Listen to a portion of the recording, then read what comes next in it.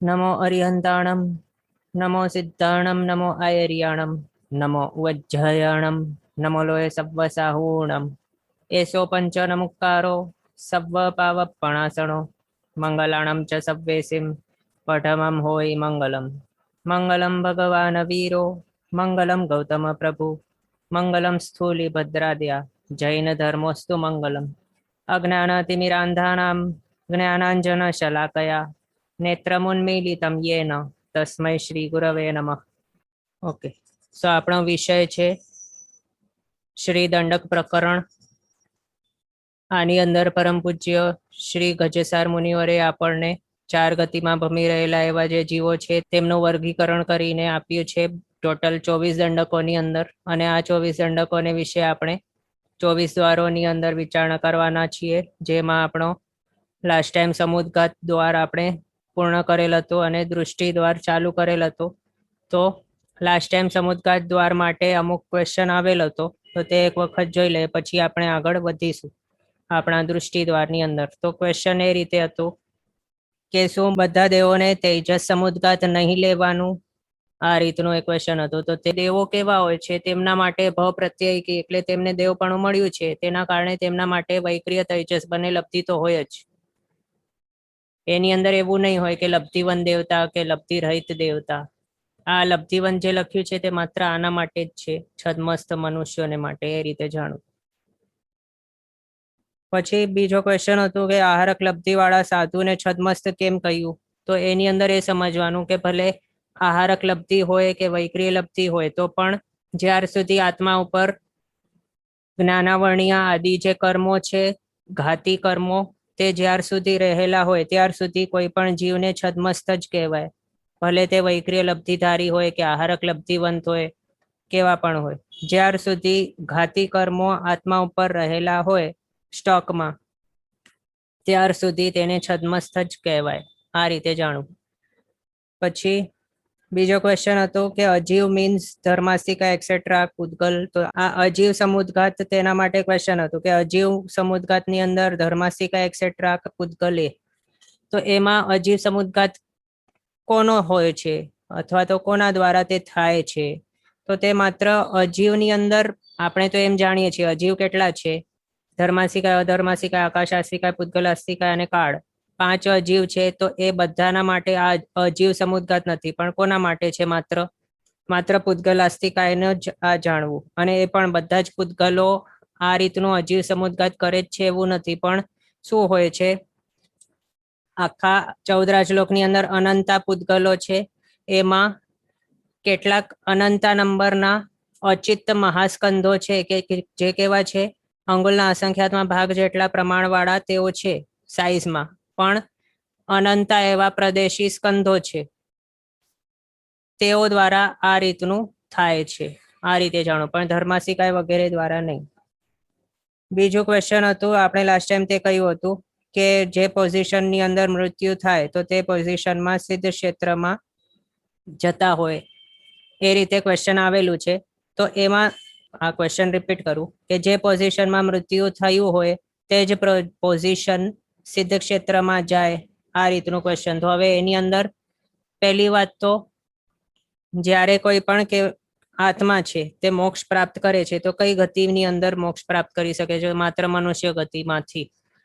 એ પછી કેવળ જ્ઞાન પછી જ મોક્ષ પોસિબલ છે.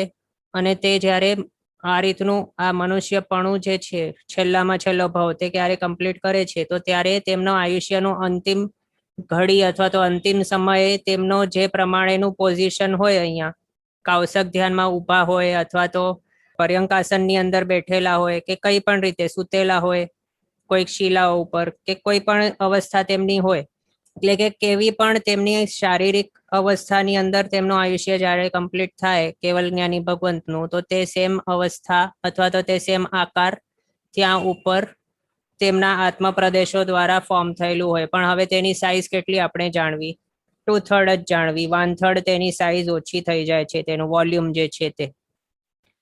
ઓકે, અને બીજું ક્વેશ્ચન હતું કેવલી સમુદ્ઘાતને માટે, લાસ્ટ ક્વેશ્ચન, કે આ કેવલી સમુદ્ઘાત કયા તીર્થંકર એવા કેવલી ભગવંતે કરતા હોય, શું આદિનાથ ભગવાન, મહાવીર સ્વામી ભગવાન તેઓએ કરેલ હતું શું, કે અથવા તો આપણા આ ટાઈમમાં આ હમણાં જે 24 થયેલી હતી તેની અંદર કોણે આ ટાઈપનો કેવલી સમુદ્ઘાત કરેલ હતું, આ રીતનું ક્વેશ્ચન હતું. તો હવે એની અંદર પહેલા તો એ સમજવાનું, આપણે લાસ્ટ ટાઈમ શું કહ્યું હતું, લાસ્ટ ટુ લાસ્ટ ટાઈમ કેવલી સમુદ્ઘાતને વિશે ગુણસ્થાન ક્રમારોહ નામનો એક ગ્રંથ છે, તેની અંદર એ ઉલ્લેખ આવેલું છે કે શું, જે પણ મનુષ્ય હોય કે જેમનું આયુષ્ય 6 મહિનાથી વધારે બાકી હોય અને ત્યારે જો તેમને કેવલ જ્ઞાનની પ્રાપ્તિ થાય અથવા તો તેમના આત્મામાં કેવલ જ્ઞાનનું પ્રકટીકરણ થાય તો પછી તેઓ નિયમમાં કેવલી સમુદ્ઘાત કરે. પણ 6 મહિનાથી ઓછો આયુષ્ય બાકી હોય ત્યારે જો કેવલ જ્ઞાનની પ્રાપ્તિ થાય તો પછી તે સમુદ્ઘાત કરે પણ અથવા તો ન પણ કરે. આ એક આટલું આપણે જાણ્યું હતું. હવે એની અંદર એવું કંઈ સાથે સાથે એવી કન્ડિશન કે એવા અપવાદ આવેલું નથી લખેલું કે તીર્થંકર ભગવંત આ કેવલી સમુદ્ઘાત કરે જ અથવા તો તેઓ ન જ કરે, આ રીતનું તે ઠેકાણે આવેલો નથી કોઈ ઉલ્લેખ. કોઈ પણ આપણા કર્મગ્રંથની અંદર પણ આ ટાઈપનું 6 મહિનાનું જે હમણાં આપણે કહ્યું તેવું કંઈક કર્મગ્રંથની અંદર નથી લખેલું. બીજું, તીર્થંકર ભગવંતો કરે છે કે નથી કરતા, આ ટાઈપનું સ્પષ્ટ ઉલ્લેખ કોઈ પણ ઠેકાણે આપણને પ્રાપ્ય નથી. એ અને બીજું, આપણા આ અવસર પેઢીની અંદર કોણે આ ટાઈપનું કેવલી સમુદ્ઘાત કરેલ હતું, તે સામાન્ય કેવલી હતા તો કોણ હતા, આ ટાઈપનું આપણને આપણી પાસે કોઈ પણ સ્પષ્ટ એવો ઉલ્લેખ છે નહીં. પણ ગુણસ્થાન ક્રમારોહના હિસાબે આપણે જે બતાવ્યું રૂલ કે 6 મહિનાથી વધારે જેનું આયુષ્ય બાકી હોય અને ત્યારે તેમને જો કેવલ જ્ઞાનની પ્રાપ્તિ થાય તો તે નિયમમાં કેવલી સમુદ્ઘાત કરે જ. એ હિસાબે જેમનું આયુષ્ય જેટલું બાકી હતું જ્યારે તેમને કેવલ જ્ઞાનની પ્રાપ્તિ થયેલી હતી એના હિસાબે આપણે કેલ્ક્યુલેટ કરીને અનુમાન લગાડી શકીએ. પણ તત્વમ તો કેવલી ગમ્યમ, એટલે સાચે શું હોય છે, તત્વ શું છે, કોણે આ ટાઈપનું કરેલું હતું, કોણે નહીં કરેલું હતું, એ બધું કેવલ જ્ઞાની ભગવંતો કહી શકે.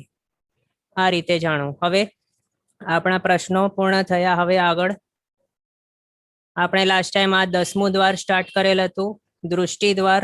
એની અંદર આપણે જોયું કે દૃષ્ટિ એટલે કે આપણી આંખથી આપણે જે જોઈ શકીએ છીએ કે વિઝન જે છે તે નહીં સમજવી, પણ શું છે માન્યતા, તે સમજવાનું. અને તે માન્યતા કેવી છે, શુદ્ધ છે, અશુદ્ધ છે કે અર્ધ શુદ્ધ છે, એના ઉપર ડિપેન્ડન્ટ છે કે તે કઈ દૃષ્ટિ છે.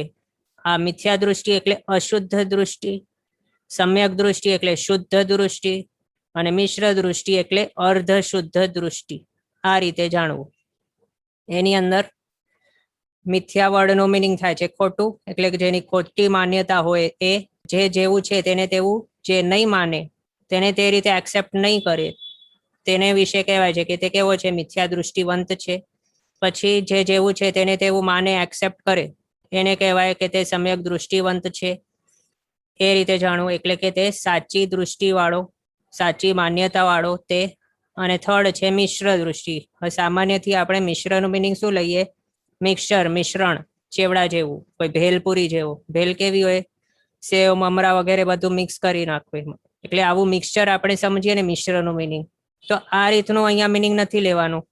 એટલે અહીંયા કહેવું મિનિંગ નથી લેવાનું કે કાંઈક સાચી અને કાંઈક ખોટી, એટલે સાચી માન્યતા પણ છે અને ખોટી માન્યતા પણ છે, એને મિશ્ર દૃષ્ટિ કહેવાય. એ ટાઈપની ડેફિનેશન અહીંયા નથી લેવાની. પણ શું લેવાનું છે, સાચી માન્યતા પણ નથી અને ખોટી માન્યતા પણ નથી.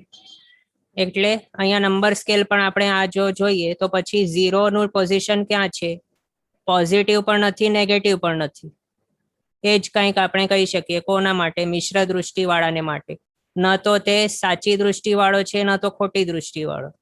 એ રીતે જાણવું. અને આ નંબર સ્કેલ આપણે જોઈ જ રહ્યા છીએ, તો એની સાથે એ પણ સમજી લે કે સમ્યક દૃષ્ટિવંત ક્યાં આવે, તો આ પોઝિટિવમાં, પોઝિટિવ સાઈડમાં. અને આ પોઝિટિવ સાઈડ એટલે શું, સુદેવ, સુગુરુ, સુધર્મ છે, તેમના ઉપર સાચી શ્રદ્ધા, સાચી માન્યતા હોય. પછી જીન પ્રરૂપિત જે ધર્મ છે, જીનેશ્વર ભગવંતો છે, તેમના ઉપર શ્રદ્ધા હોય, માન્યતા હોય. જે પણ તેઓએ પ્રરૂપણા કરી છે, જીવ અજીવાદી જે 9 તત્વો છે તેમના ઉપર શ્રદ્ધા હોય. જેવું ટાઈપનું અરિયંત ભગવંતોએ, કેવલજ્ઞાની ભગવંતોએ કહ્યું છે, તેની અંદર કોઈ પણ ટાઈપના ડાઉટ વગરની શ્રદ્ધા હોય.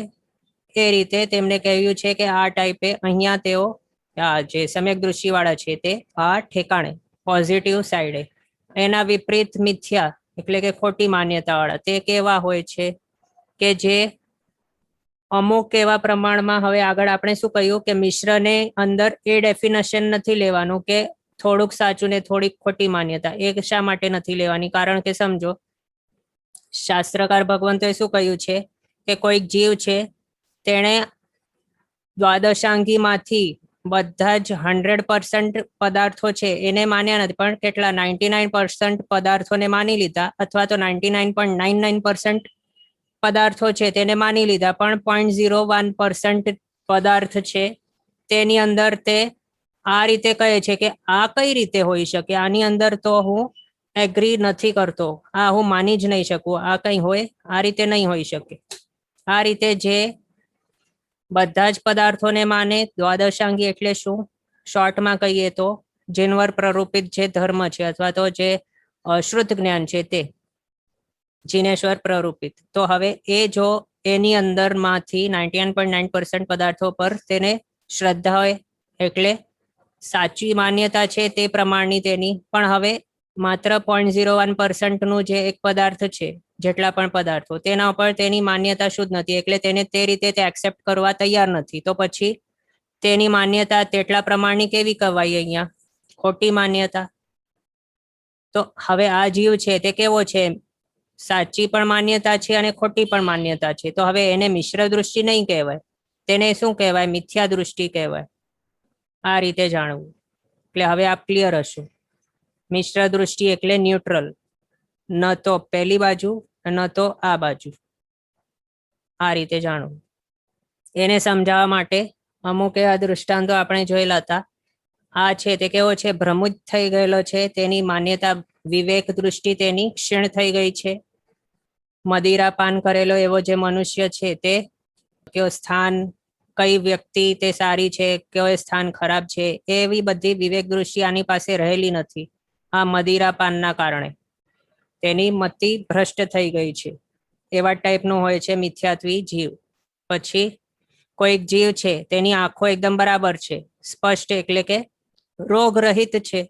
તો એ જીવ, આ આપ જોઈ શકો છો, આ સૃષ્ટિ છે એમાંથી કોઈક એક પાર્ટ ઓફ ધ સૃષ્ટિ છે, એમાં જેટલા પ્રમાણનું આ અહીંયા બતાવ્યું છે તે એટલે કે સારી આંખવાળો જે કોઈ જીવ હોય કે મનુષ્ય હોય તે આ રીતે તેને જોઈ શકે, જે રીતે છે તેને તે રીતે જોઈ શકે છે. પણ હવે એનાથી વિપરીત કોઈ જો સમજો જોન્ડિસ વાળો હોય, જેને પીળીઓ થયો હોય, તેને પછી આ સેમ સૃષ્ટિ, સેમ જે ફોટો હતો અથવા તો જે સેમ આ સૃષ્ટિ છે તે કેવી દેખાય છે? યલો યલો દેખાય છે. જેવું છે તેવું તેને દેખાતો નથી. અને એની અંદર ખામી ક્યાં રહી ગઈ? તો તેની આંખમાં જે પીળીઓ થયો છે તેની અંદર ખામી થઈ ગઈ, એટલે ભ્રમિત છે તે, તેને શું લાગે છે આખી દુનિયા કેવી છે? પીળી છે. પણ સાચે તો તે કેવી છે? આવી રંગીન છે. તો અહીંયા આને શું માનવાનું? આ એક્ઝામ્પલ છે માત્ર. આને પોઝિટિવ અથવા તો સમ્યક જેવું છે તેવું તે દેખાય છે અને તેને માને છે એવું, અને આ મિથ્યા, તેને તે દેખાઈ શકતું નથી એવું. ઓકે, તો આપણે તે જોયું. સમ્યક દૃષ્ટિવંત જીનેશ્વર પ્રરૂપિત જે પણ દ્રવ્યો છે, જે પદાર્થો છે, નવતત્વાદી જે રીતે ગ્રહણ કરવા યોગ્ય છે તેને તે રીતે ગ્રહણ કરવા યોગ્ય માને છે. અહીંયા આચરણમાં લાવે છે કે નહીં એના ઉપર વાત નથી, પણ શું છે? માન્યતા ઉપર વાત છે. એટલે કે જો કોઈક એક જીવ છે તેણે દેશના સાંભળી, એક્ઝામ્પલ માટે, ત્યારે તે ટાઈમમાં દેશના સાંભળી, અને હમણાંની અપેક્ષાએ જોઈએ તો જે શાસ્ત્ર ગ્રંથો છે તેમનામાંથી જીનેશ્વર ભગવંતની જીણ વાણી ગ્રહણ કરી.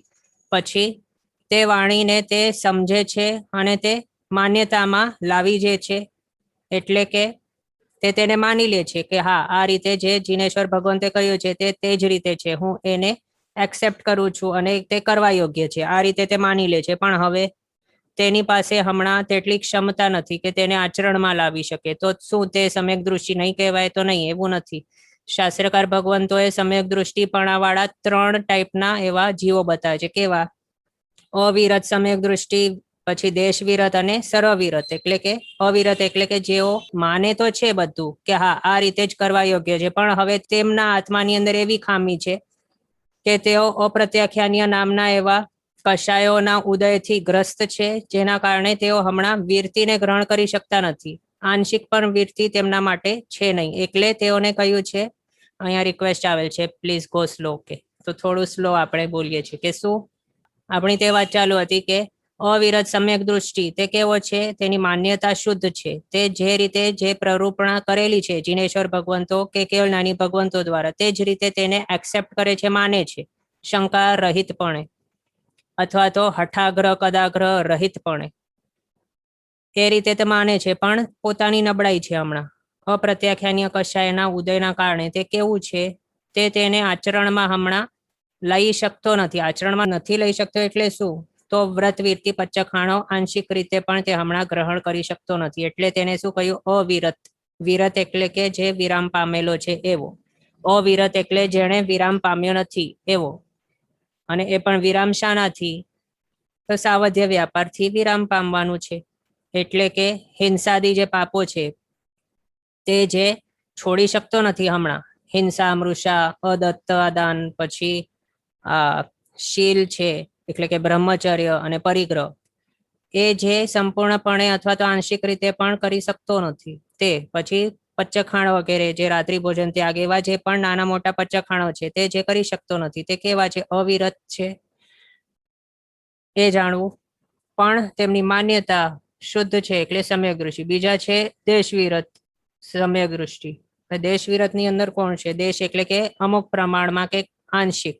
તો આંશિક પણ જેઓએ વ્રત વીરતી પચ્ચખાણો લીધા છે, એટલે કે 12 વ્રતમાંના 1, 2, 3, 4 અથવા તો યાવત 12 વ્રત ગ્રહણ કર્યા છે, તેવા દેશવિરત સમ્યક દૃષ્ટિ કહેવાય. તેઓની અંદર પણ હવે સેમ સમજવું કે બેઝ અહીંયા શું છે? સમ્યક્ત્વનો બેઝ છે. એટલે કે તેમની માન્યતા શુદ્ધ હોય તો જ પછી તેઓ દેશવિરત સમ્યક દૃષ્ટિ કહેવાય. એવા સેકન્ડ કેટેગરીના. અને થર્ડ કેટેગરી કોણ છે? તો સર્વવીરતીધર એવા સાધુ સાધ્વીજી ભગવંતો, જેઓએ સર્વ સાવધ્ય વ્યાપારોનો ત્યાગ કરી લીધો છે એવા. આ ત્રણે કેટેગરી આપણે જોઈએ. એની અંદર શું થયું છે? ત્રણે કેવા છે? સમ્યક દૃષ્ટિવંત છે, એટલે કે તેમની માન્યતા શુદ્ધ છે, સાચી છે. તેઓએ એક્સેપ્ટ કર્યા છે બધા પદાર્થો જેવી રીતે પ્રરૂપણા થયેલી છે કેવળજ્ઞાની ભગવંતો અને અરિયંત ભગવંતો દ્વારા, તેને તે જ રીતે તેમને એક્સેપ્ટ કરી લીધા છે. પણ આચરણની દૃષ્ટિએ તેઓ આગળ પાછળ છે. એના હિસાબે 3 કેટેગરી આપણે બતાવી. ઓકે, આ આપણે જોયું સમ્યક દૃષ્ટિના માટે. પછી નેક્સ્ટ છે આ મિશ્ર દૃષ્ટિ જીવો. તે કેવા કહેવાયા છે? શાસ્ત્રકાર ભગવંતો કહે છે કે કોઈક એક દ્વીપ છે જેના ઉપર શું છે? માત્ર ને માત્ર કોકોનટ ટ્રીઝ છે, એટલે નાળિયેર દ્વીપ. એવો કોઈક દ્વીપ છે જેના ઉપર માત્ર ને માત્ર નારિયેલ જ છે, એટલે નારિયેલના ઝાડ જ છે, બીજું કઈ છે નહીં. ન તો અનાજ છે, ન તો ગાય ભેંસ છે, એવું કઈ છે જ નહીં. પણ આમને જો કંઈક વાપરવું હોય તો પછી નારિયેલ છે એના ઉપર તેમને જીવવું પડે. આવી ટાઈપની કોઈક એક દ્વીપ હોય, જો એના ઉપર રહેતા એવા જે મનુષ્યો છે, તે આખા જિંદગીમાં તેઓએ ક્યારે પણ બીજું કોઈ આહાર ગ્રહણ કર્યું નથી. પણ શાના ઉપર જીવી રહ્યા છે? નારિયેલ પાણી, ટોપરું હોય, પછી નારિયેલની મલાઈ વગેરે, એટલે જે પણ છે આના ઉપર જીવી રહ્યા છે.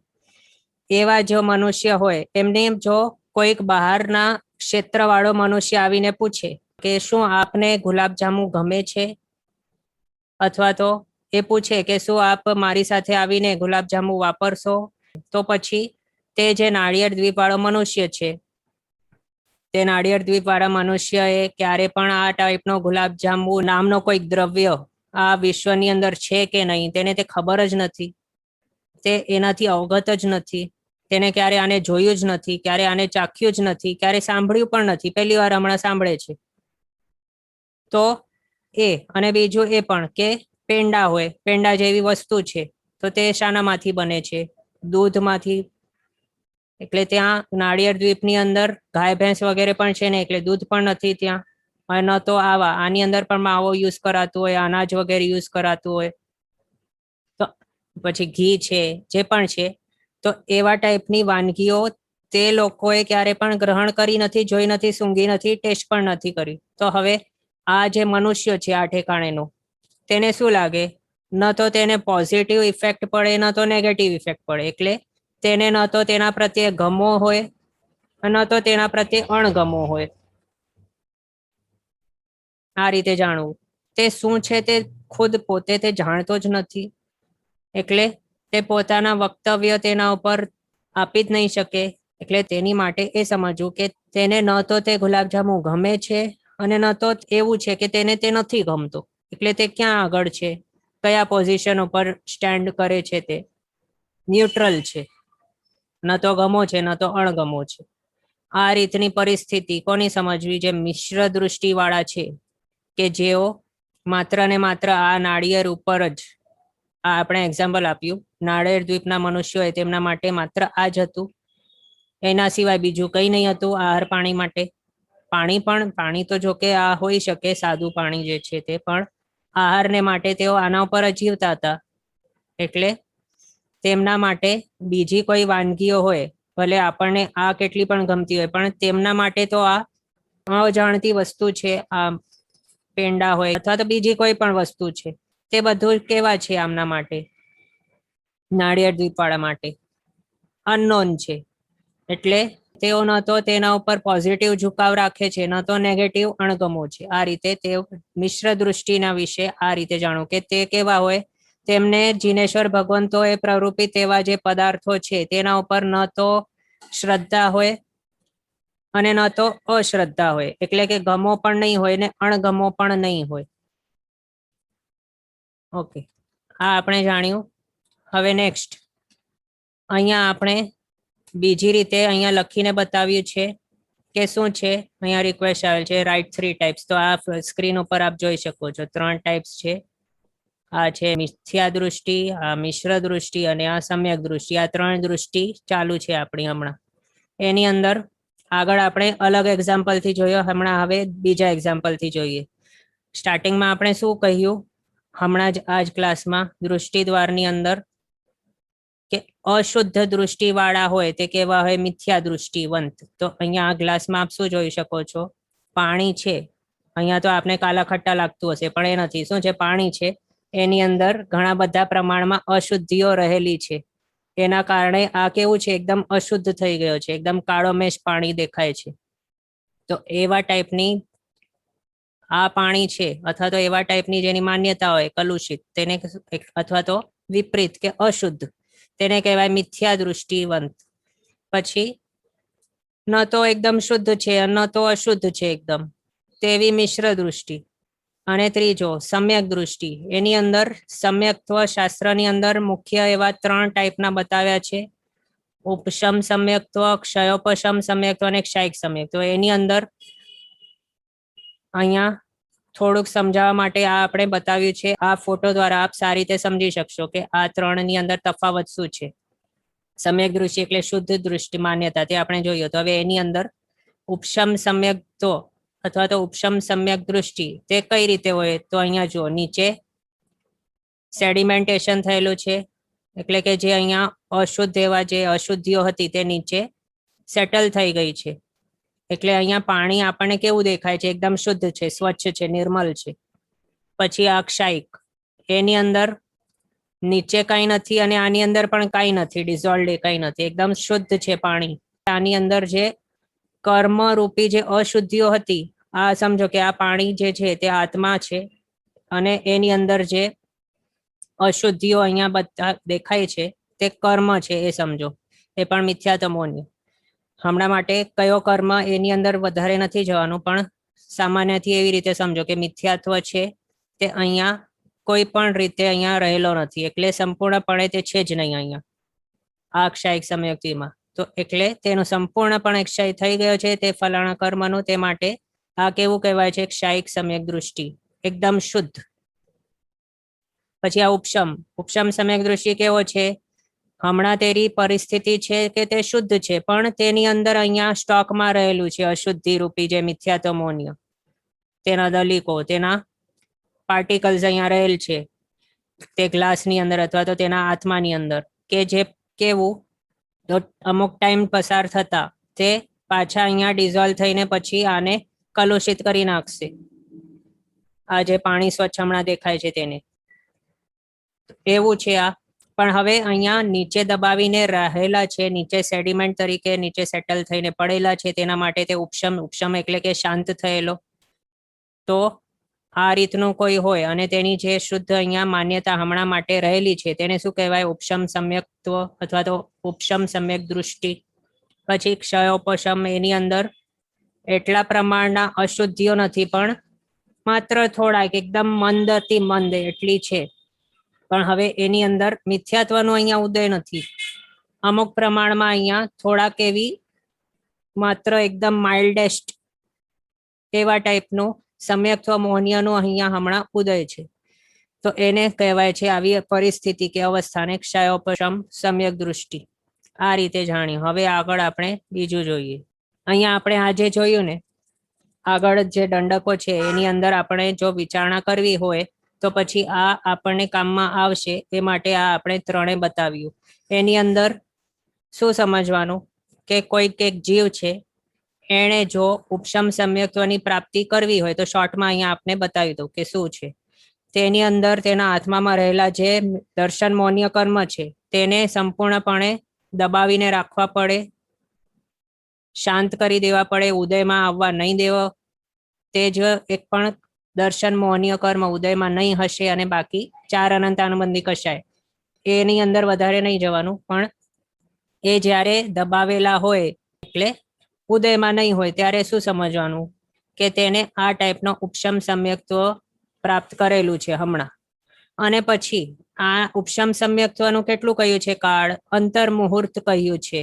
તો એ અંતર મુહૂર્ત પૂર્ણ થઈ જાય ત્યારે આ જે અશુદ્ધિ નીચે દેખાય છે દર્શન મૌન્ય કે મિથ્યાત્વ મૌન્ય તરીકે, તે પછી કેવું છે? પાછું ડિઝોલ્વ થઈ જાય. અને જો સ્પષ્ટપણે કહીએ તો અનંતાનુબંધી 4 કશાયમાંથી કોઈ કશાય ઉદયમાં આવી જાય ત્યારે પછી કમ્પલસરી આ નીચે રહેલા જે સેડિમેન્ટ્સ છે તે આની અંદર ડિઝોલ્વ થઈ જાય, એટલે કે મિથ્યાત્વનો ઉદય થઈ જાય પછી અશુદ્ધિ જે છે તેનું. એટલે ત્યારે પછી શું કહેવાય? ત્યારે પછી તેને કહેવાય કે હવે તે મિથ્યા દૃષ્ટિ બની ગયો. પણ વચગાળો જે છે આ સમ્યક દૃષ્ટિપણું એની અંદર છે હમણાં, અને અહીંયા તે મિથ્યા દૃષ્ટિપણું પામવાનું છે. તો તેના વચગાળાની અંદર આ જે ટાઈમ ડ્યુરેશન છે, અંતર મુહૂર્ત તો પાસ ઓન થઈ ગયું, પણ તે પાસ ઓન થઈને કમ્પ્લીટ થતા પહેલા એક સમયથી કરીને 6 અવલિકા સુધીનો જે ટાઈમ ડ્યુરેશન છે તેટલું ટાઈમ ડ્યુરેશન તેને શું કહેવાયું છે? તેને પડવાનું કાળ અથવા તો સાસ્વાદન સમ્યક્ત્વ પણ કહ્યું છે. અને તે સાસ્વાદન સમ્યક્ત્વ એટલે શું છે? સ આસ્વાદન એટલે આસ્વાદન સહિત. એટલે શું? આ સાસ્વાદનના 2 મિનિંગ છે, એમાંથી આપણે માત્ર એક અહીંયા બતાવીએ છીએ. બીજું અવસરે ક્યારેક આગળના ગ્રંથોમાં આવશે. હમણાં માટે જેટલું જરૂરી છે એટલું બતાવીએ છીએ. તો એની અંદર સ આસ્વાદન એટલે શું? ટેસ્ટ. તો અહીંયા સમ્યક્ત્વપણું તેનું ટેસ્ટ અહીંયા તેનું આસ્વાદન લઈ લીધું છે, પછી હવે તે પડી રહ્યો છે. તો એટલે તે પડે છે અને મિથ્યાત્વને પામશે. હવે તો પડતા પડતા તેને સમ્યક્ત્વનું કંઈક ટેસ્ટ રહી ગયો છે, આસ્વાદન રહી ગયો છે. તો તેવા ટાઈપનું જે પરિસ્થિતિ કે અવસ્થા છે તેને શું કહેવાય? સાસ્વાદન સમ્યક દૃષ્ટિપણું કહેવાય. એને જો બીજા દૃષ્ટાંતમાં કહીએ, શાસ્ત્રકાર ભગવાન તો એના માટે શું દૃષ્ટાંત વાપરે છે કે કોઈક જીવે ખીરનું ભોજન કર્યું છે, એટલે કે ખીર આહારી છે, હમણાં ખીર ખાધી છે સિમ્પલ વર્ડ્સમાં, અને પછી ઘણી બધી પ્રમાણમાં ખીર ખાધી, અથવા તો કંઈક તેને ડિસઓર્ડર થયું સ્ટમકમાં, અને પછી તેના કારણે કોઈક પણ કારણસર તેના મોઢામાંથી આ ખીર બહાર વમન કરાઈ ગઈ. એટલે કે બીજા વર્ડમાં તેને સિમ્પલ વર્ડમાં કહીએ તો તેને ઉલટી આવી ગઈ, અને ઉલટીમાં તેને આખી જે ખીર વાપરી હતી તે બધી બહાર આવી ગઈ. તો હવે તે જ્યારે બહાર નીકળતી હશે મોઢામાંથી, તો ત્યારે તેને ખીરનું કંઈક ટેસ્ટ આવી હશે વમન કરતા કરતા. ખીરનો આમ જો કહેવાય તો 90% તો ખરાબ જ ટેસ્ટ હોય વમન જ્યારે થતું હોય ત્યારે, પણ અમુક પ્રમાણમાં તે જે ઓરિજિનલ ખીર હતી એવી તો ટેસ્ટ નહીં આવે ઉલટી આવતી હોય ત્યારે. અમુક પ્રમાણનું હા આ શાની ઉલટી આવી આ મને, એવા ટાઈપનું કંઈક આપણે અનુમાન લગાડી શકીએ. એવા ટાઈપનું ટેસ્ટ આવે ને આપણને મોઢામાં વમન કરતા વખતે, તો તેવું જ આ છે સાસ્વાદન સમ્યક્ત્વ. એટલે કે સમ્યક્ત્વપણું જે છે શુદ્ધ એવી માન્યતા જે આવી ગઈ હતી તે માન્યતાની સ્તરમાંથી હવે તે નીચે પડી રહ્યો છે, અથવા તો બીજા વર્ડમાં તે સમ્યક્ત્વનું વમન કરી રહ્યો છે, તેને કાઢી રહ્યો છે. પોતાના આત્મા પ્રદેશોમાંથી, તે જે પ્રગટ્યું હતું તેને, અને પાછા હવે મિથ્યાત્વનો હવે ઉદય થઈ રહ્યો છે. હમણાં અનંતાનુબંધી કશાયનો ઉદય થઈ ગયો છે અને હવે આગળ મિથ્યાત્વનો ઉદય થવાનો છે. ત્યારે શું કહેવાય? ત્યારે તે ટાઈમે તેના આત્માની અંદર જે સમ્યક્ત્વપણું હોય અથવા તો જે દૃષ્ટિ હોય તેને શું કહેવાય? સાસ્વાદન સમ્યક દૃષ્ટિ કહેવાય. અને તે ક્યારે આવે? ઉપશમ સમ્યક્ત્વથી પડતો કોઈ હોય, તેને વમન કરતો હોય, ઉલટી કરતો હોય, ત્યારે પછી તેને સાસ્વાદન સમ્યક દૃષ્ટિપણું આવે. આ રીતે જાણું. પછી શાયિક સમ્યક્ત્વ તે એક વખત આવી જાય, પાછું ક્યારે પણ નહીં જાય. શોર્ટમાં આપણે માત્ર થોડું કહીએ. પછી ક્ષયક્ષમ સમ્યક્ત્વ આ અનેક વખત આવ જાવ કરી શકે છે, એટલે કે આ અનેક વખત પ્રાપ્ત થઈ શકે છે અને જઈ પણ શકે છે. આ રીતે જાણવું. હવે મેન આપણને સાસ્વાદન સમ્યક્ત્વ અહીંયા સમજાવવાનું હતું, તે આપણે જોઈ લીધું. હવે આગળ ગાથા આપણે જોઈશું અને પછી તે જોઈશું કે કયા દંડકમાં કેટલી દૃષ્ટિઓ છે તે. તો સમુદ્ગાથા 18મી ગાથામાં કન્ટિન્યુ થયું છે અને પછી આગળ આ ચાલુ થાય છે. અહીંયા સેકન્ડ લાઈનથી દૃષ્ટિ દ્વાર ચાલુ થાય છે. તો એ આપણે 18th ગાથા ગ્રહણ કરીએ. ઓકે, હાથ જોડીને ગ્રહણ કરજો. પણ ગભ્ભતિરી સુરેશુ નારય વાવુષુ ચૌરતિયશેષે વિગલ દુદિઠ્ઠી થાવર મિચ્છત્તિ શેષ તિયડિઠ્ઠી. ફરી પણ ગભ્ભતિરી સુરેશુ નારય વાવુષુ ચૌરતિયશેષે વિગલ દુદિઠ્ઠી થાવર મિચ્છત્તિ શેષ તિયડિઠ્ઠી. આની અંદર શું બતાવ્યું છે? પણ ગભ્ભતિરી સુરેશુ નારય વાવુષુ ચૌરતિયશેષે વિગલ દુદિઠ્ઠી થાવર મિચ્છત્તિ શેષ તિયડિઠ્ઠી. આની અંદર બતાવ્યું છે. પહેલા તો ઉપરની એક લાઈન છે એની અંદર સમુદ્ગાત કયું છે, આગળ આપણું અહીંયા કામ છે વિગલ દુદિઠ્ઠી આટલું, પછી થાવર મિચ્છત્તિ અને શેષ તિયડિઠ્ઠી. આની અંદર આવ્યું છે વિગલ દુદિઠ્ઠી, એટલે કે વિકલેન્દ્રિયો છે તેના માટે બે દૃષ્ટિ કહી છે. આપણે આગળ જોઈશું કઈ દૃષ્ટિ તે. પછી થાવર, થાવર એટલે કે સ્થાવર જીવો, તેઓના માટે કયું છે મિચ્છત્તિ, એટલે કે મિથ્યા દૃષ્ટિ. પછી શેષ તિયડિઠ્ઠી, શેષ એટલે કે શેષ, શેષ એટલે કે બાકીના. તો બાકીના જેટલા પણ દંડકો છે તેમના વિશે કયું છે કે તિય એટલે કે 3, દિઠ્ઠી એટલે કે દૃષ્ટિઓ. આ રીતે આપણને અહીંયા બતાવ્યું છે. તો હવે તે આપણે જોઈ લઈએ, પછી આપણે જોઈશું આગળ. આની અંદર આપણે તે બતાવ્યું છે. ગાથામાં શું બતાવ્યું? વિગલ દુદિઠ્ઠી એ બતાવ્યું. તો અહીંયા વિગલ એટલે કે વિકલેન્દ્રિયો. તો વિકલેન્દ્રિયો કોણ કોણ હોય? 2 ઇન્દ્રિયો. અહીંયા માત્ર રિપ્રેઝન્ટેશન માટે આ માત્ર એક શંખ બતાવ્યું છે, પણ આના હિસાબે જે પણ 2 ઇન્દ્રિય જે બધા છે તે બધા સમજી લેવાના. આ બતાવવા પાછળ બધા જ તે ઇન્દ્રિય સમજી લેવાના, અને આ ભમરો બતાવ્યા પાછળ બધા ચૌરિન્દ્રિયો સમજવાના.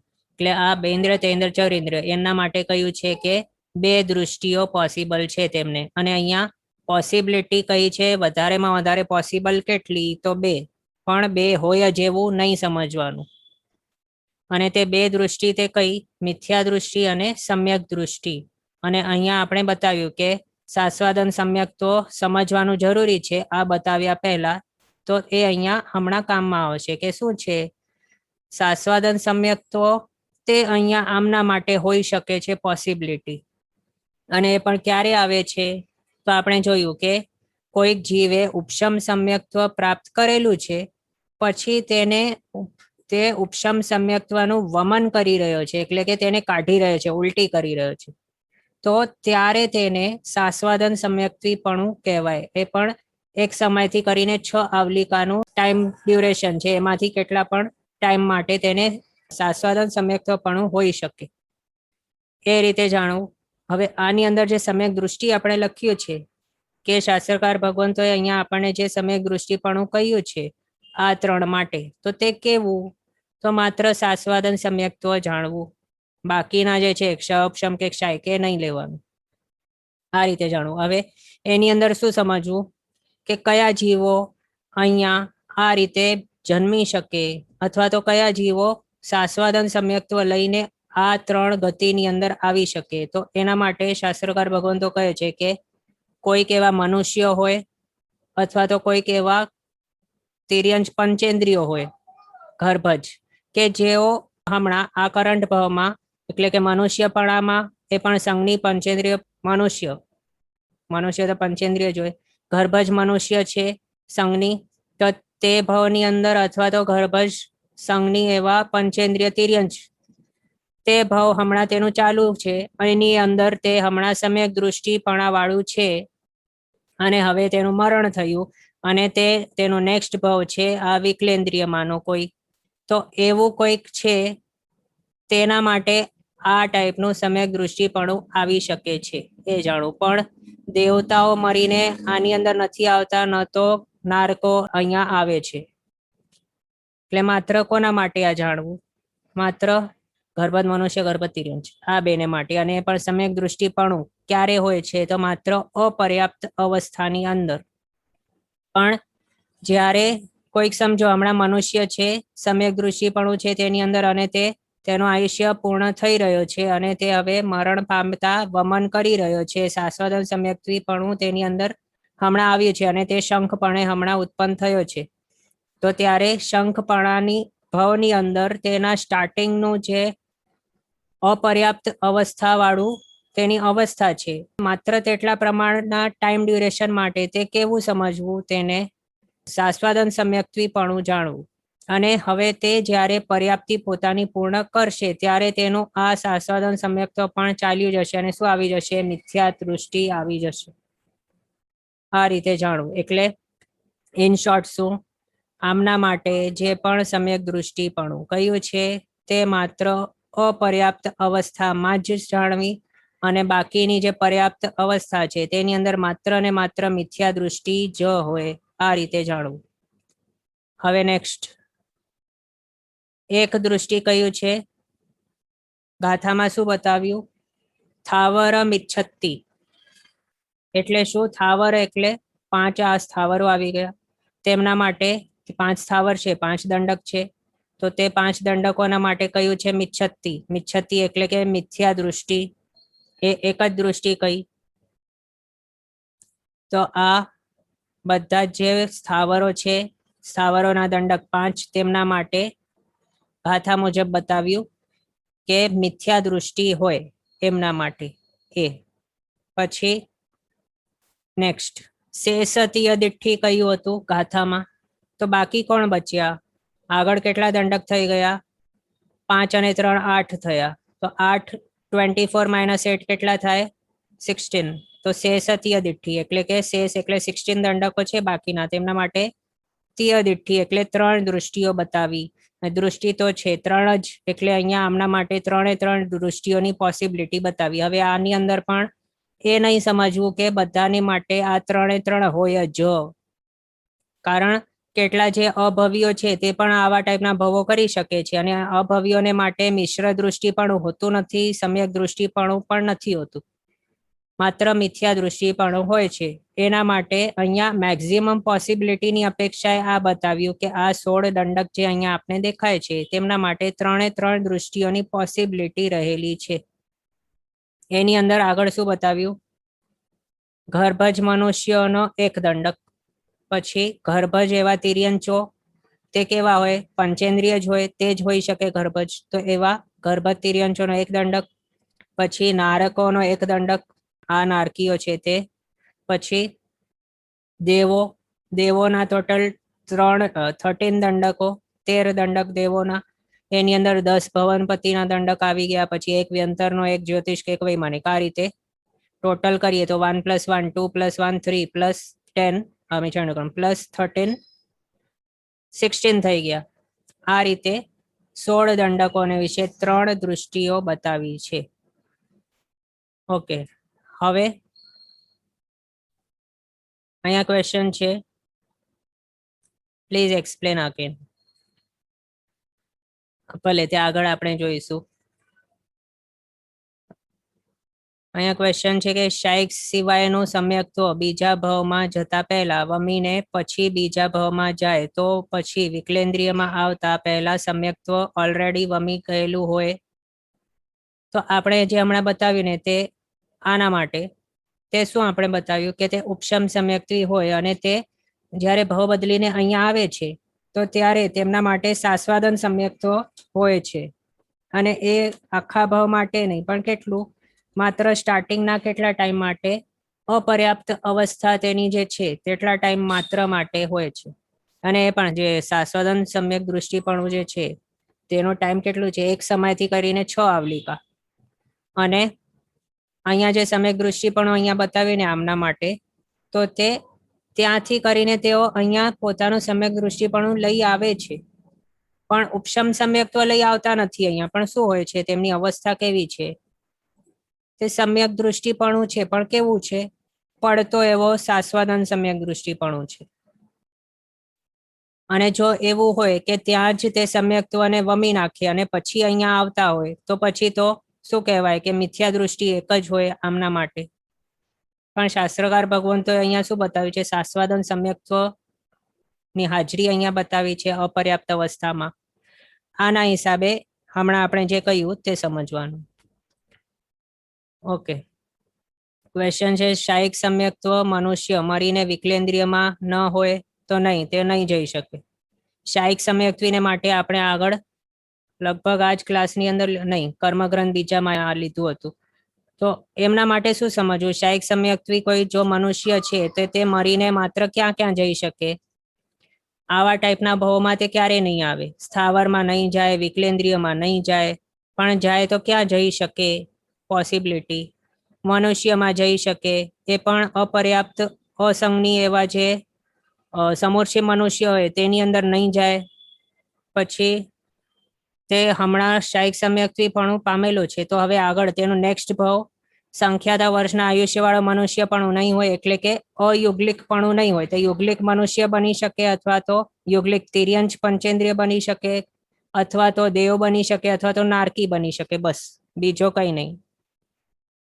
આટલું જાણવું. એ આપણે કોના માટે કહ્યું, શાયિક સમ્યક્ત્વી એવા મનુષ્યને માટે કહ્યું છે તેનો નેક્સ્ટ ભાવ. અને એ પણ શાયિક સમ્યક્ત્વ પ્રાપ્તિ પછી તે આયુષ્ય બાંધતો નથી, પણ પહેલા જો તેનું આયુષ્ય બંધ થઈ ગયું હોય તો પછી તે આ ભાવની અંદર જો શાયિક સમ્યક્ત્વ પામે તો પછી આ જે ટાઈપના આપણે ભાવો કયા તેની અંદર તે જઈ શકે.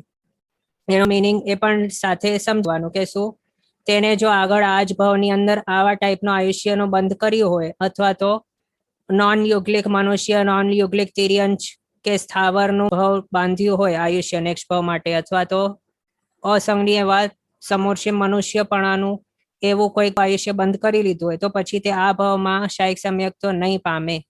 આ રીતે જાણવું. વિશેષ આગળના ગ્રંથોમાં આપણે જાણશું. ઓકે, આટલું આપણે જાણ્યું. હવે નેક્સ્ટ આપણે અહીંયા ટેબલ ફોર્મ કર્યું છે ગ્રંથમાં જે બતાવ્યું છે એના હિસાબે કે કયા દંડકને વિશે કેટલા દૃષ્ટિઓ પોસિબલ છે તે અહીંયા આપણે બતાવ્યું છે. એની અંદર આ દંડકો છે, આ ટોટલ નંબર ઓફ દંડક અહીંયા લખ્યું છે થર્ડ કોલમમાં. અહીંયા કેટલા પ્રમાણની કઈ કઈ દૃષ્ટિઓ હોઈ શકે છે તે બતાવ્યું.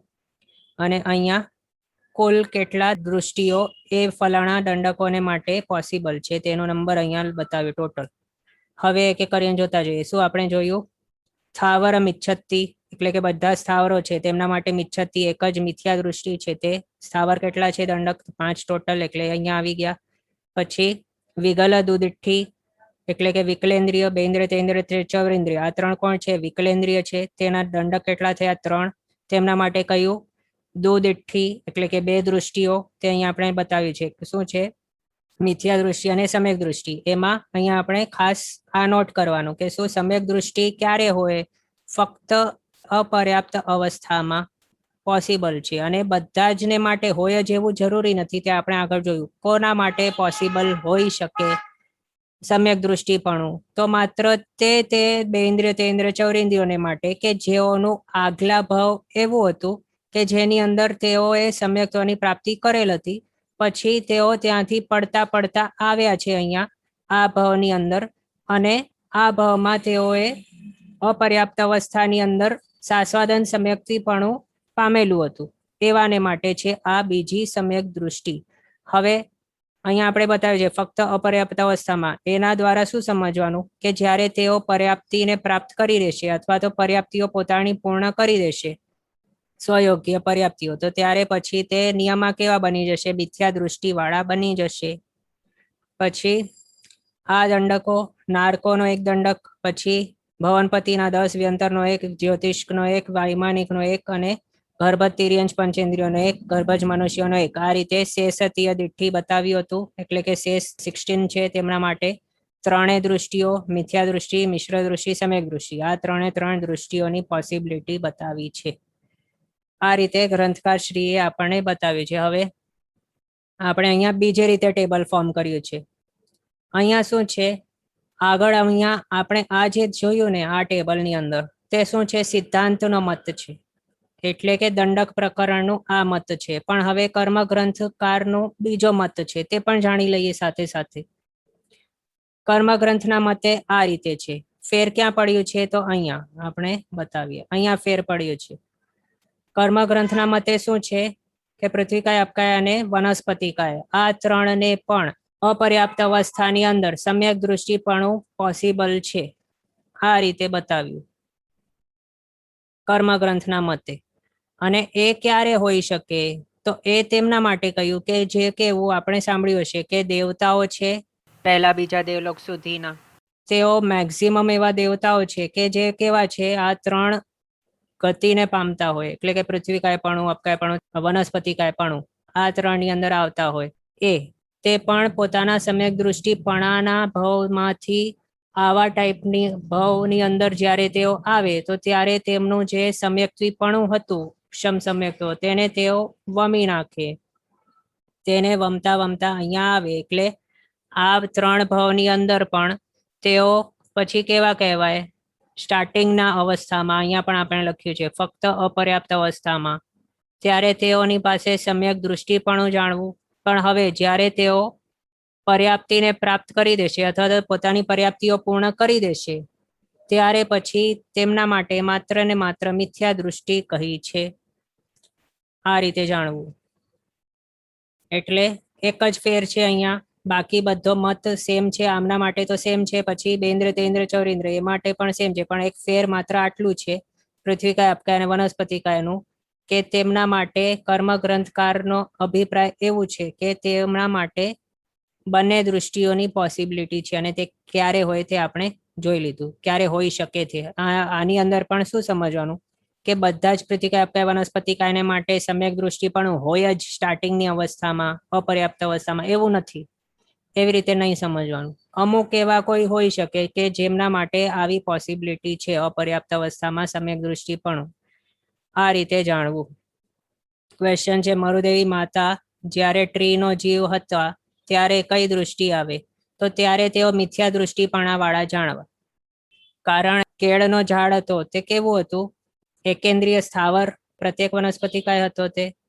અને તેની અંદર હવે તેમનું શું કહેવાય છે કે તેઓ તેમનું ફર્સ્ટ ભાવ જ એ હતું, એટલે કે કેળનો ઝાડ પહેલા બન્યા તે, પછી તેઓ મનુષ્ય ભાવમાં આવ્યા. તો સમ્યક્ત્વની પ્રાપ્તિ કયા કયા ભાવમાં થઈ શકે? માત્ર સંઘની પર્યાપ્તતા એવા ભાવમાં થઈ શકે. અને સંઘની પર્યાપ્તો કોણ કોણ હોઈ શકે? તો નારકી હોય, દેવતા હોય, મનુષ્ય હોય. એ પણ મનુષ્ય કેવા? તો ગર્ભજ પર્યાપ્તતા સંઘની એવા મનુષ્ય, અને ગર્ભજ તિર્યંચ પંચેન્દ્રિય એ. તો અહીંયા શું બતાવ્યું? મરુદેવી માતાની વિશે કેવું હતું? તેઓ નિગોદમાંથી નીકળીને ફેલવેલો ભાવ તેમનું આ ટાઈપનું કેળના ઝાડ પણ થયું હતું. એટલે એનું મિનિંગ શું થયું કે આગળ તેઓએ સમ્યક્ત્વની પ્રાપ્તિ કરેલ નહીં હતી, કે તેમના માટે પછી અપર્યાપ્ત અવસ્થામાં કેળના ઝાડના ભાવની અંદર સાસ્વાદન સમ્યક્ત્વ આવે, એવી પોસિબિલિટી તેમના માટે હતી જ નહીં. આગળનો ભાવ તેમનું એવું હતું જ નહીં કે જ્યાંથી તેઓ સમ્યક્ત્વ અહીંયા લઈ આવી શકે. એટલે તેમના માટે એ સમજવું કે તેમના કેળના ઝાડના ભાવમાં તેઓ મિથ્યા દૃષ્ટિપણા વાળા હતા. ઓકે. ક્વેશ્ચન છે, એક વખત સમ્યક્ત્વ પામ્યા બાદ એક પૂતગલ પરાવર્ત કાળમાં મોક્ષ થાય, એ કયું સમ્યક્ત્વ? તો એ છે ને, કોઈ પણ જીવ છે પોતાના ભવચક્રની અંદર સૌ પહેલી વખત સમ્યક્ત્વ પામે તો પછી તે કયું સમ્યક્ત્વ હોય? તો માત્ર આ ઉપશમ સમ્યક્ત્વ હોય. એટલે પહેલી વખત આ સમ્યક્ત્વ મળે છે ત્યારથી પછી હવે તેના માટે શું થઈ ગયું કે હવે તે વધારેમાં વધારે જો ભમશે આ સંસારમાં તો માત્ર ને માત્ર અર્ધ પૂતગલ પરાવર્ત કાળ માટે જ ભમશે, એનાથી વધારે એક પણ સમય નહીં. આ રીતે જાણવું. અને પછી હવે તેના ભાવોમાં આગળ તેને ક્ષયક્ષમ સમ્યક્ત્વ પ્રાપ્ત થઈ શકે છે. તો એના માટે એવું કંઈ નથી, પણ અહીંયા શું છે, ફર્સ્ટ પહેલી વખત કયું સમ્યક્ત્વ પ્રાપ્ત થઈ શકે છે, તો આ ઉપશમ સમ્યક્ત્વ. હવે આની અંદર પણ બીજો સિદ્ધાંતનો મત એવું છે કે પહેલી વખત ક્ષયક્ષમ સમ્યક્ત્વની પ્રાપ્તિ પણ થઈ શકે છે. તો હવે એની અંદર આપણને જવું નથી વધારે કે કોનું મત શું છે, પણ અહીંયા શોર્ટમાં એ સમજવાનું કે ઉપશમ હોય કે ક્ષયક્ષમ હોય, કોઈ પણ સમ્યક્ત્વ પહેલી વખત જો ભવચક્રની અંદર પામ્યું હોય તો પછી તે આગળ જઈને માત્ર ને માત્ર અર્ધ પૂતગલ પરાવર્ત કાળ માટે જ ભમશે. એ રીતે જાણવું, એનાથી વધારે નહીં ભમે. હવે એનાથી ઓછું પણ હોઈ શકે. મરુદેવી માતાને કેવું હતું, છેલ્લા એટલે મરુદેવી માતાના ભાવની અંદર તેઓએ સમ્યક્ત્વ પ્રાપ્તિ કરીને તે જ ભાવમાં મોક્ષ. એટલે આવું કોઈ નિયમ નથી કે અર્ધ પૂતગલ ભમે જ, પણ વધારેમાં વધારે એ રીતે કહ્યું છે. ઓકે, ક્વેશ્ચન છે, દેવલોકના વિમાનમાં વાવડી અને વૃક્ષ પ્રત્યેના રાગના હિસાબે દેવતાઓને આવભાવ મળે તો હા રાઈટ છે. મેક્સિમમ કેવું કહ્યું છે કે જે પેલા બીજા દેવલોકના દેવો છે, મેજોરિટી તે દેવો છે તે કેવા તો પોતાના જે વિમાનો છે એની અંદર વાવડી હોય, પછી રત્નો જડિત હોય ને તેમના દેવ વિમાનો, તો તેને જોઈ જોઈને તેની અંદર રાગમાં રહે, આસક્તિ ગાઢ વધારે પુષ્ટ કરતા જાય. પછી વાવડીઓ હોય એની અંદર રમતા હોય, ક્રીડા વગેરે કરતા હોય, એટલે આવા ટાઈપની અંદર તેઓ રમણતા કરતા હોવાના કારણે, તેની અંદર રાચા માચ્યા હોવાના કારણે તે ટાઈમમાં તેમનું આયુષ્યનું બંધ થઈ જાય તો ત્યારે તેમનું નેક્સ્ટ ભાવ પછી આ ટાઈપનું તેમને મળે. એ રીતે જાણવું. પણ હવે એમનામાં પણ તેઉકાય અને વાઉકાય આ બંનેની અંદર તે દેવતાઓ આવતા નથી. આ રીતે જાણવું. ઓકે, ક્વેશ્ચન એ આવ્યું છે કે 3 દંડક બેન્દ્ર તેન્દ્ર અને ચૌરેન્દ્રિય આ દૃષ્ટિ માટે છે કે 3 દંડક છે, વાય ડિફરન્સ ઇન ધીસ. હા, તો એ બતાવીએ. આની અંદર ડિફરન્સ શા માટે છે કે અહીંયા સિદ્ધાંતના મતે આ 3 માટે કહ્યું કે મિથ્યા દૃષ્ટિ અને સમ્યક દૃષ્ટિ, પણ કર્મગ્રંથના મતે આ 6 દંડક અથવા તો આવા ટાઈપના જે જીવો છે એમના માટે કહ્યું 2 દૃષ્ટિ. તો એમાં એવું સમજવું કે કર્મગ્રંથકારનો મત કેવું છે કે અહીંયા જ્યારે દેવતાઓ આવે ને આ ભાવની અંદર, પૃથ્વીકાય, અપકાય અને વનસ્પતિકાયમાં, તો તેની અંદર તેઓ પોતાના પાસે જે સમ્યક્ત્વ હતું તેનું વમન કરતા કરતા આવે અને પછી અપર્યાપ્ત અવસ્થાની અંદર તેમના માટે આ ભાવમાં તે શાશ્વતન સમ્યક્ત્વીપણું હોઈ શકે છે, તેની પોસિબિલિટી છે. એ માટે અહીંયા એડ કર્યું છે, ઉપરથી કાઢી મૂક્યું છે. કર્મગ્રંથકારનો મત આવું છે તેના માટે.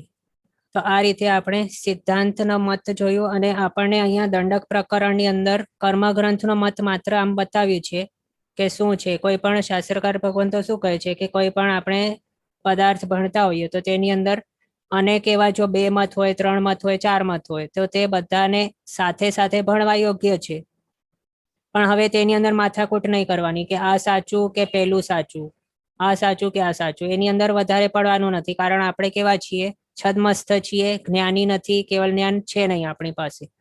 એટલે પૂર્વાચાર્યો જે પણ હતા, ભલે સિદ્ધાંતનો મત છે અથવા તો કર્મગ્રંથનો મત છે, બંને જ્ઞાની હતા. તે બંને પોતપોતાના ક્ષયોક્ષમના હિસાબે પોતાની પાસે જે આવેલું હતું તેના હિસાબે તેઓએ આ પદાર્થો આપણને બતાવ્યા છે. અને તે માટે તે બધા જ ના મત એક સાથે આપણને અહીંયા લર્ન કરવાના છે અને યાદ રાખવાના છે. અને એની અંદર આપણે જોયું કે કર્મગ્રંથનો મત શું છે. પૃથ્વીકાય, અપકાય અને વનસ્પતિ આ 3ના માટે કયું છે અહીંયા આપણે બતાવી દઈએ ફરીથી. આ 3 છે તેમના માટે સિદ્ધાંતના મતમાં માત્ર મિથ્યા દૃષ્ટિપણું હતું. થાવર મિચ્છતી આપણે જોયું હતું ગાથામાં, એ બતાવતું હતું કે સ્થાવરો માટે એકમાત્ર મિથ્યા દૃષ્ટિ હોય, પણ કર્મગ્રંથનો મત આવું છે. પૃથ્વીકાય, અપકાય, વનસ્પતિકાય તે 3ની અંદર પહેલા બીજા દેવલોકના વૈમાનિક સુધીના જે છે દેવો તે પણ અહીંયા આવે છે. પૃથ્વીકાય, અપકાય, વનસ્પતિકાય આ 3 ભાવોમાં કે જેઓ સમ્યક્ત્વી પણ હોઈ શકે. તો તે પોતાના સમ્યક્ત્વને વમતા વમતા અહીંયા આવે તો ત્યારે તેમના આ ભાવમાં અપર્યાપ્ત અવસ્થા જ્યારે હોય તે ભાવમાં, તો ત્યારે તેમના માટે સમ્યક દૃષ્ટિપણું બતાવ્યું છે. આ છે કર્મ ગ્રંથનો મત. પણ સિદ્ધાંતના મતે એવું નથી. એ રીતે જાણવું. માત્ર વિકલેન્દ્રિયોને માટે સિદ્ધાંતમાં આ રીતે બતાવ્યું છે. ઓકે, આજનો ટાઈમ આપણો અહીંયા થયો છે. આગળના પદાર્થો આપણે નેક્સ્ટ ક્લાસમાં જોઈશું અવસરે. જીનાજ્ઞા વિરુદ્ધ કંઈ પણ બોલાય તો મિચ્છામિ દુક્કડમ. સર્વમંગલ માંગલ્યમ સર્વ કલ્યાણ કારણમ પ્રધાનમ સર્વ ધર્માણમ જૈનમ જય અતિશાસનમ. પ્રણામ. બધા સાતામાં રહેજો. જીનાજ્ઞા પૂરકનું જીવન જીવજો.